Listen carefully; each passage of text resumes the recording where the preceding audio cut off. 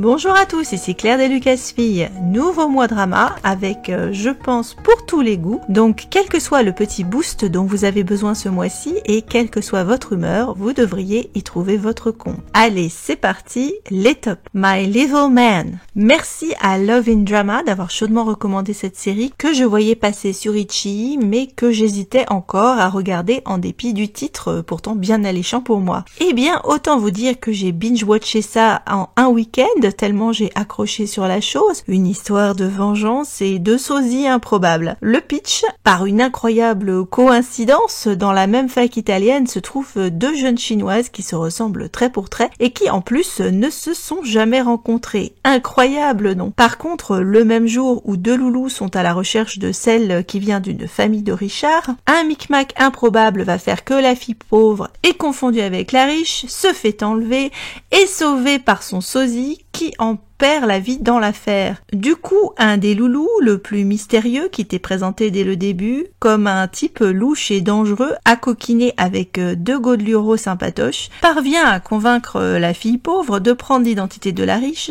vu qu'elle lui doit la vie sauve, mais également une grève de cornet, et au passage lui annonce qu'il est le fiancé de la défunte. Il la relook, l'informe très partiellement sur la famille profondément dysfonctionnelle en pleine guerre de succession, vu que le grand-père est dans le coma, et c'est parti pour une relation compliquée où la fille a du mal à comprendre les intentions du type, pas tendre au début avec elle, et à tenter d'éviter les pièges tendus par la tante et le neveu et une flopée d'autres personnes qui veulent la peau de l'héritière et du coup donc la sienne. L'acteur fait un excellent travail et m'a beaucoup fait penser à Lee Joon-gi de Moon Lovers. Quelques personnes ont tiqué cependant sur la révélation de l'identité du jeune homme par rapport au sosie, mais honnêtement, je trouve cela abusé vu le contexte très clair et ça ne m'a pas du tout posé de problème. C'est sexy en diable avec ce qu'il faut d'angst et de relations compliquées. La bande originale est très efficace et même si on y va à fond dans certaines situations complètement loufoques et improbables, on se laisse embarquer et ça se savoure comme un plaisir même pas coupable. Use for My Talent. J'avais beaucoup apprécié le drama coréen Clean with Passion for Now dont j'étais très curieuse de voir ce que ça allait donner dans ce remake chinois avec la délicieuse et très minouchette Chun Yue, la copine de Dylan dans Meteor Garden. Et ben c'est charmant tout plein et ça se débarrasse fort heureusement à mon goût de la tarte à la crème qui me rebute souvent dans de nombreux dramas asiatiques et en particulier chez les Coréens, soit le souvenir traumatique enfantin partagé. Je n'ai aucun problème à ce qu'on explore les traumas d'enfance, en particulier ici pour expliquer les tocs du personnage masculin, mais en rendre responsable la fille dans leur enfance sur un accident de bac à sable, c'était complètement absurde, alors qu'ici, avec le grand-père et la bâtardise du garçon, ça fait complètement sens. Sinon, l'histoire reste sensiblement la même, avec donc un PDG psychorigide germaphobe, qui se retrouve avec dans les pattes une bordélique pauvre et courageuse, qui a perdu sa mère dans un sombre accident de son enfance,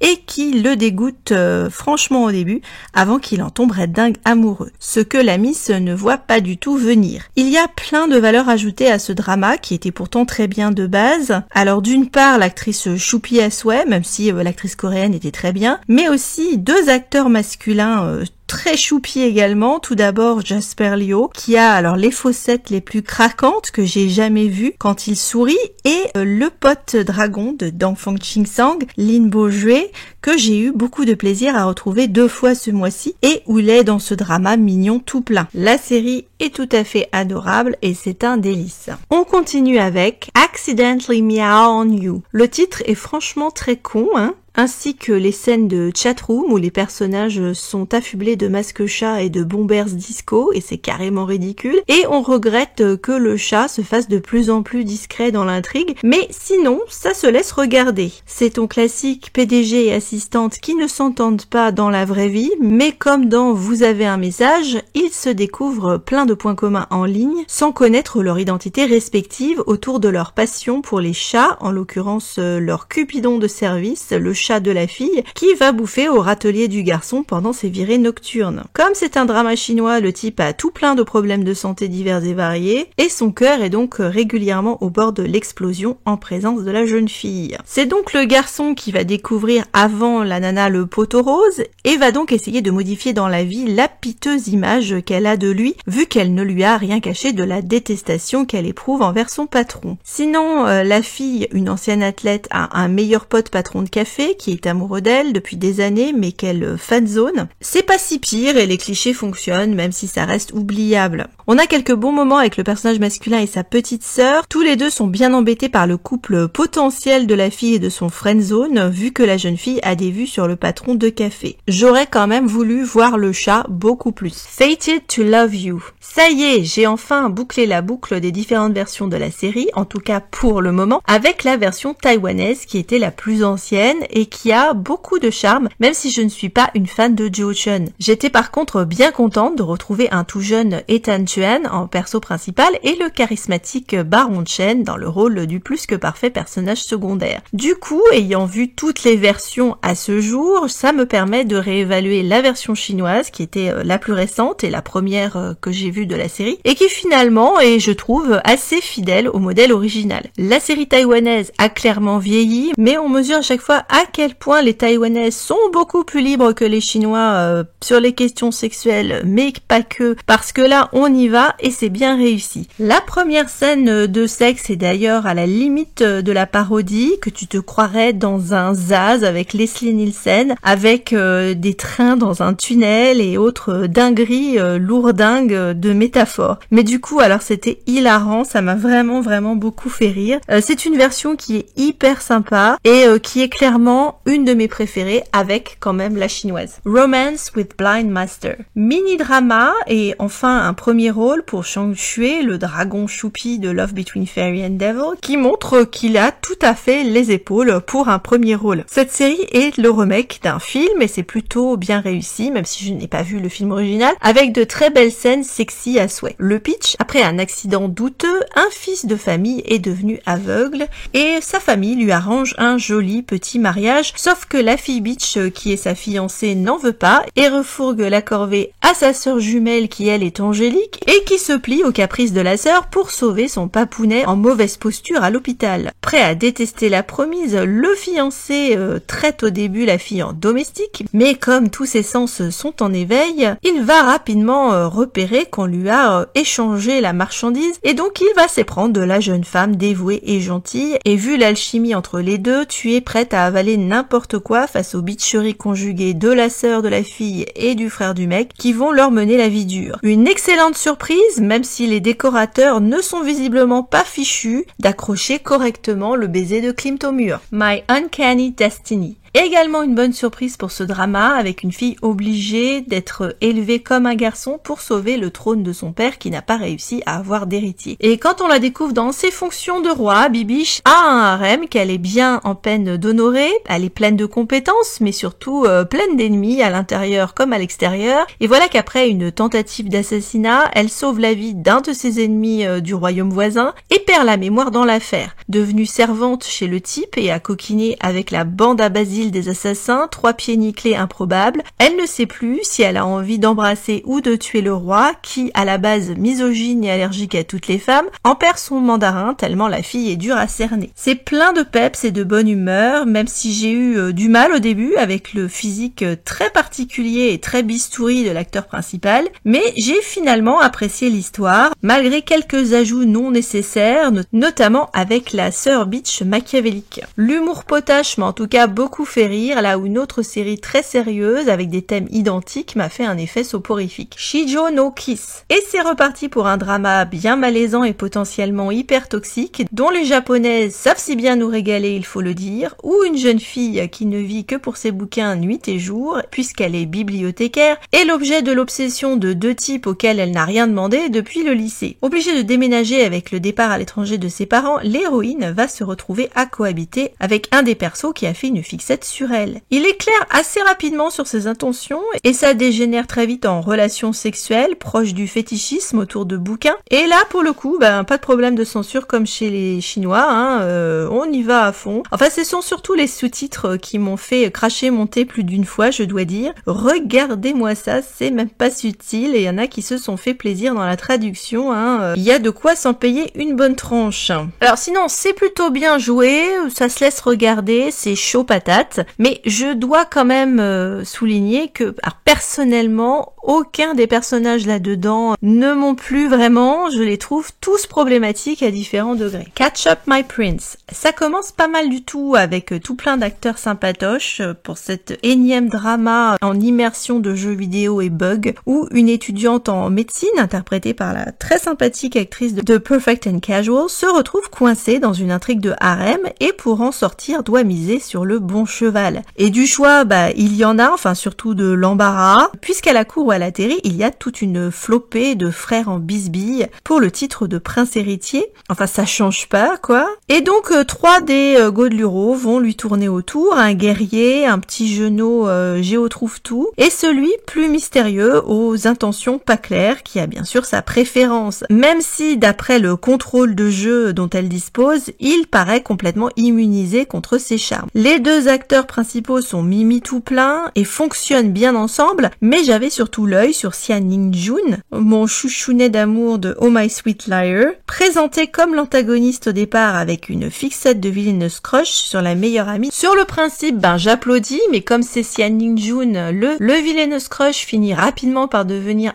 incroyablement choupi, car l'histoire n'est pas si simple, qu'il y a dans l'affaire plusieurs persos non NPC, coincés comme la fille, et qu'un aller-retour avec le monde réel va considérablement modifier la donne sur l'intrigue du jeu et le comportement de certains personnages. J'avais beaucoup aimé le début, mais j'avoue que ça finit par s'essouffler et se diluer et que c'est quand même moins bon et moins intéressant à la fin. Les séries What the Fuck.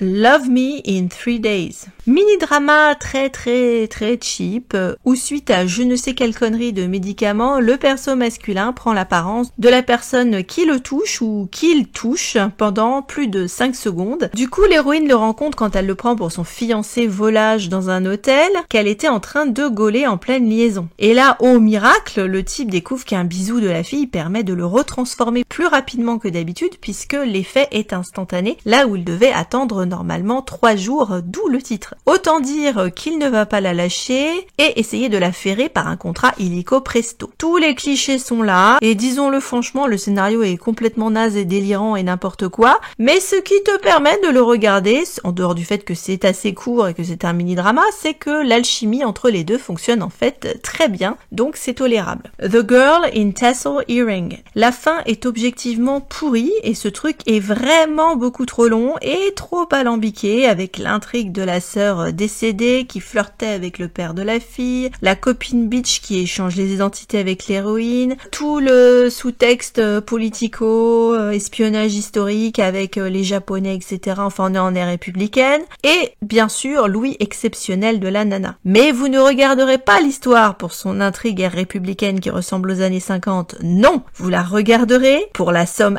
hallucinante de plaques et murs que subit l'héroïne qui a dû passer le tournage couverte de bleu et de boss à mon avis, tellement on en a un festival. Alors il faudrait compter parce que je crois qu'il y a un record. Le type va en effet brusquer la fille et la brinque-baller dans tous les sens car elle est la seule qui détient selon lui la vérité sur la mort tragique de la sœur et il n'aura de cesse de se venger, / l'interroger, / la stalker, / la poursuivre de ses assiduités pendant toute la série à un point que vraiment t'as l'impression que tu fais un tour de manège, ça n'avance pas. C'est de l'amour-haine comme le fait très bien l'ère républicaine avec un acteur charismatique et une actrice assez choupie. Et c'est vrai que dès le premier épisode, tu es prête à apprécier ce drama parce qu'on te place direct une double morsure qui annonce bien la couleur. Bref, c'est un spectacle trash à ne regarder à mon avis que dans la version montage du best-of qui est en effet fort savoureux et qui te met bien l'eau à la bouche là où la série est en fait une soupe un peu diluée. When is the sun off? Mini-drama plutôt sympatoche à la base, avec une fouteuse de merde qui se retrouve coincée dans un jeu vidéo. Alors décidément, le pitch de base de la majorité des dramas historiques ces derniers temps. La fille va vraiment pourrir la vie du mec avec lequel elle se retrouve en mariage arrangé. Alors c'est vraiment une saloperie, elle fait les pires coups possibles et imaginables. Le problème principal de ce truc pour moi et que on se termine sur un méchant cliffhanger, because saison 2, et que bon bah la série est quand même un peu cheap tout de même. L'ennui est réel. Flight to You. Avec Seven Tan au casting, en apprenti pilote qui doit se faire sa place dans un milieu assez fermé et pas emballé à laisser une femme aux commandes dans le cockpit, ça pouvait donner quelque chose de très bon. Je suis plutôt mitigée au final sur ce drama qui est certes servi par de bons acteurs et une production propre et relativement sérieuse, mais qui m'a passablement barbée. Avec un mentor Wang Kai, traumatisé par le décès de sa petite amie dans un accident d'avion alors qu'elle avait les mêmes ambitions que l'héroïne, on avait une relation potentiellement très intéressante, car il se refuse à se donner une seconde chance de bonheur et elle va galérer à lui rouvrir le cœur. On a plein de très bonnes scènes et puis on a également une tonne de scènes hyper patriotiquement lourdes avec la Chine über alles. Ce serait dommage, donc ils y vont à fond. Il y a quelque chose qui ne fonctionne pas pour moi et clairement le sujet ne m'a pas passionné. The King's Affection. Alors la série sur Netflix a reçu tout plein d'éloges et de nominations et c'est très propre, mais bon sang que je me suis barbée là-dedans avec tout ce que je déteste de ce genre de drama coréen, les longues scènes de pathos, balais dans le cul, l'épouvantable musique sirupeuse, enfin bref, ça n'est pas mon truc et je m'en excuse si vous avez adoré ce drama car je sais qu'il a eu beaucoup de succès. Il y a de très jolies scènes, certes, les costumes et les acteurs sont toujours aussi lisses et beaux à regarder, mais ça ne m'a pas du tout touché. C'est quasiment le même pitch que My Uncanny Destiny, on pourrait dire. Mais là où c'était potache et sympatoche et bon, ça m'a permis de rire. Ici, on sort les violons et on se prend au sérieux. Donc oui, voilà, la sœur jumelle de l'héritier doit le remplacer sur le trône après sa mort. Et sa vie est donc bien compliquée vu qu'elle doit cacher son sexe à sa cour, à ses supérieurs, à sa femme parce qu'elle en a une. Et en plus, ça intrigue de tous côtés sur sa mort. Et histoire de bien lui compliquer la tâche, elle va taper dans l'œil d'un érudit qui travaille pour elle et qui ne sera pas du tout perturbé par la possibilité d'être devenu gay. En soi, c'est d'ailleurs ça qui est le plus intéressant vu qu'il l'aime, qu'elle soit fille ou garçon en fait, c'est l'impression que ça te donne. Je n'ai pas trouvé ça fondamentalement original, mais alors que ça commence en mode super violent et que tu t'attends à une fin tout aussi lacrymale, j'étais étonnée que ça se termine quand même par un happy end. Si vous aimez les sageuk, il est propre. Si comme moi ce n'est pas votre tasse de thé, bah alors passez. Les flops, Ye Chang. Les sous-titres sur YouTube étaient franchement dégueulasses, alors c'était à vomir, ce qui ne m'a pas aidé, je dois le reconnaître, mais ce drama certes court est bourré de problèmes, même si Yuan Ro de The Romance of Hwajong, il y a énormément de charme, et que le concept d'un monde matriarcal où les femmes dirigent et les mecs sont des courtisans, ou des jolis potiches, était assez intéressant, surtout quand ça n'est pas traité de manière ultra comique en fait. Les danses de séduction de l'acteur et son espèce de voile métallique valent franchement le détour. L'actrice par contre n'a pas une présence formidable, il en faudrait quand même pour ce genre de rôle où elle est censée être une potentielle héritière, et le scénario est franchement assez bordélique. Je n'ai rien compris.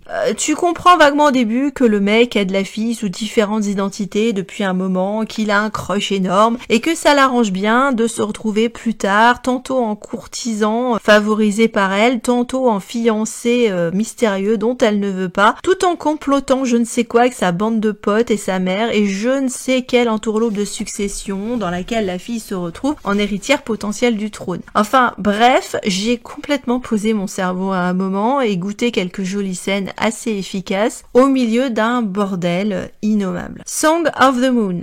Un Ciencia, donc je suis jamais contre, moi je suis assez cliente de ce genre, mais alors là, ô Seigneur, ça n'a pas été possible pour moi, j'ai zappé à pratiquement tout, tout ce que j'ai pu, tellement je n'arrivais pas à accrocher aux réincarnations à la con de Vin Zhang, en Seigneur de la Lune, qui fait la gueule en blanc, et de Su Lu en déesse de la lumière. Ces deux-là passent leur temps à s'oublier et à retomber amoureux sous différents avatars, et ça pue toujours l'embrouille, Le charisme est à ras les pâquerettes, malgré malgré la plastique des acteurs, et même si les décors sont hautement plus qualitatifs que ceux très minimalistes de 10 Miles, il manque quand même un supplément d'âme à mon goût. Je me suis péniblement réveillée sur les derniers épisodes quand ça part en mariage forcé Villeneuve Crush, ce que Vin Jang peut très bien faire, je le rappelle, depuis The Kingswoman, donc donnez-lui plutôt ce genre de rôle, mais ça a été trop peu, trop tard pour moi, donc on passe. Les Nini d'or, meilleur acteur. Les fossettes de Jasper Leigh et son torse-poil méritent amplement un Nini d'or, juste because, et à part ça, l'acteur joue très bien et est très sympathique. Je fais une mention évidemment très spéciale à Fan Je-sin et son personnage délicieusement torturé de My Level Man. Meilleure actrice, Shun Yue, qui est toujours aussi mimi, même avec un masque impossible de rat, et que j'ai toujours plaisir à retrouver dans un drama. Meilleur acteur dans un second rôle, Lin Bo-jue. Il était remarquable et fut remarqué à la fois dans un second rôle et dans un premier rôle ce mois-ci, ce qui lui vaut également amplement une accolade pour ce mois drama. Un acteur à suivre depuis sa prestation dans Love Between Fairy and Devil, il était très sexy. Meilleure actrice dans un second rôle, Jang Re-hweze. Je n'ai pas apprécié Song of the Moon, mais ça ne m'a pas empêché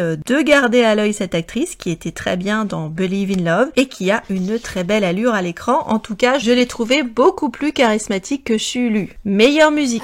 Il y avait de très jolies choses dans Use for My Talent, comme par exemple la chanson Pure Love, mais qui est une chanson en anglais. Donc je vais surtout mettre à l'honneur la bande originale de My Level Man, et en particulier du coup ce mois-ci, Dangerous Man de Sadie, qui est très efficace. Meilleure scène. Flight to You a de jolis moments, et donc là j'en ai calé un qui est le moment coiffure, lorsque le personnage attache les cheveux de l'héroïne avec un chouchou. Le best-of, bien sûr, des plaqués murs de Girl in Tassel Earring, le bisou dans l'escalier de My Uncanny Destiny, la scène de l'hôtel dans Fated to Love You où les personnages ont l'occasion de remettre enfin le couvert après leur séparation. Le haut du panier se partagera entre My Level Man et Use for My Talent. Dans Use for My Talent, obligé de parler du torse-poil qui arrive très tôt dans la série et qui est très joli, et également des jolies scènes de baisers, dont une avec une balançoire, c'est mignon tout plein. Dans My Level Man, on a aussi du lourd, alors là on n'est pas dans le mignon, on est dans le sexy chaud patate,